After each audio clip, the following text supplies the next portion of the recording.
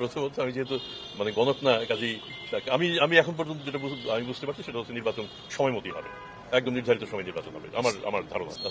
তার আগে আমি ওই জায়গাটা থেকে সরে যেতে চাই। যদি নির্বাচন হয় না, নির্বাচন হবে। আচ্ছা। নির্বাচন হলে টাকা পয়সার খরচটা একটু বেড়ে যায় বিভিন্ন কারণে। নির্বাচনী প্রচারণা, আমাদের দেশে ভোটার ক্রয় করারও একটা প্রবণতা আছে। আমরা যদি এই টাকা পয়সার যখন সরবরাহ বাড়ে, দুইটা দিকে, একটা হচ্ছে ডিমান্ড সাইড, একটা হচ্ছে সাপ্লাই সাইড। এখন ভোটার তো কিছু টাকা চাবেই, কিছু একটা বেনিফিট চাবেই। আমাদের আসলে বন্ধ করতে হবে সাপ্লাই সাইডটা।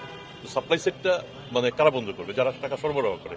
তো সেক্ষেত্রে আমাদের ব্যাংকিং ইন্টেলিজেন্স আছে, আমাদেরও কিছু ভূমিকা আছে। আমরা চেষ্টা করব যতটা সম্ভব নিয়ন্ত্রণে রাখা যায়, যতটা সম্ভব আমাদের সবাইকে, এটা এটা শুধু সাংবাদিকদেরও দায়িত্ব আছে। কোনো জায়গাতে যদি বেশি টাকা খরচ হয় সেটা আমাদের চোখে পড়তে হবে।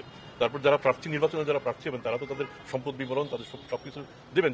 যদি তারপরেও যদি মনে করেন তারা কিছু লুকোচ্ছে, তাহলে সেটা অভিযোগ আকারে দুদককে দেবেন, দুদক কাজ করবে।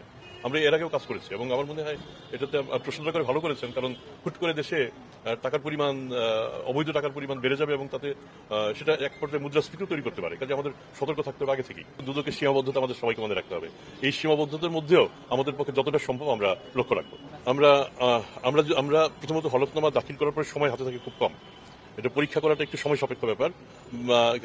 আমার মনে হয় মিডিয়ায় আমাদের এই কাজটা করতে পারে। কারো যদি শুরুতেই দাখিল করার সময় আপনাদের মনে হয় যে অবিশ্বাস্য রকম কম সম্পদ দাখিল করা হয়েছে এবং বাস্তবে তার সম্পদ অনেক বেশি, এটার সাথে সাথে আপনারা রিপোর্ট করবেন, আমরা আমাদের মতো করে কাজ শুরু করবো। কালো টাকা গ্রহণযোগ্য টাকা নয়, এটা তো রাষ্ট্র একাধিকবার বলেছে। কাজে আমরাও কালো টাকার পক্ষে কোনো কথা বলার কোনো কারণ নেই। আমরাও চাবো যে কালো টাকার ব্যবহার এবং কালো টাকার প্রচার যেন না থাকে, সেটি আমরা চাবো। আমার মনে হয় বর্তমান আমাদের দুর্নীতি দমন কমিশনের উপর আপনাদের সম্ভবত কিছুটা আস্থাও আছে। যদি সেই আস্থা থাকে, আমরা চেষ্টা করবো আপনাদের সেই আস্থাটা রক্ষা করতে। আমি তো না হওয়ার কোনো কারণ দেখি না। সরকার প্রতিশ্রুত এবং সরকারের প্রস্তুতিও চলছে। আমাদের আইন কানুন ঘেটে দেখতে হবে যে শুধুমাত্র যেমন ধরেন, আমরা যদি অভিযুক্ত হয়ে থাকেন, অভিযুক্ত যদি সাজাপ্রাপ্ত হয়ে থাকেন এবং সাজার একটা লিমিট আছে কোন পর্যন্ত সাজা, তো সেক্ষেত্রে এই অংশটুকু করলে নির্বাচন কমিশনের যে আইন, সেই আইনে আমরা শুধু তাদেরকে তথ্যটা আমরা দিতে পারবো যে এর বিরুদ্ধে এই মামলা আছে কিংবা এই সাজা হয়েছে।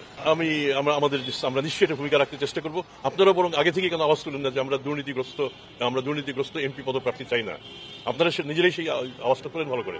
তারপরে দেখবেন যে নির্বাচন কমিশন, দুদক, আমরা আরো বেশি সক্রিয় হবো এবং সতর্ক থাকবো। প্রথমত কালো টাকা নিয়ে নির্বাচনে আসার সুযোগ নেই, একদমই নেই। কিন্তু তারপরেও যদি কেউ আসে আইনের ফাঁক ফোকর গলিয়ে, আপনারা ধরিয়ে দেবেন। আমরা আমাদের মধ্য থেকে যতটা সম্ভব আমরা কাজ করে যাব। শুধু দুদক কেন, বাংলাদেশে অনেক প্রতিষ্ঠান আছে যারা এই কালো টাকার যারা মালিক, তাদের বিরুদ্ধে কাজ করে যাচ্ছে। বাংলাদেশ ব্যাংক থেকে শুরু করে অর্থ মন্ত্রণালয়, বিএফআইইউ এবং আইন শৃঙ্খলা বাহিনী সহ বিভিন্ন প্রতিষ্ঠান তাদের বিরুদ্ধে কাজ করছে।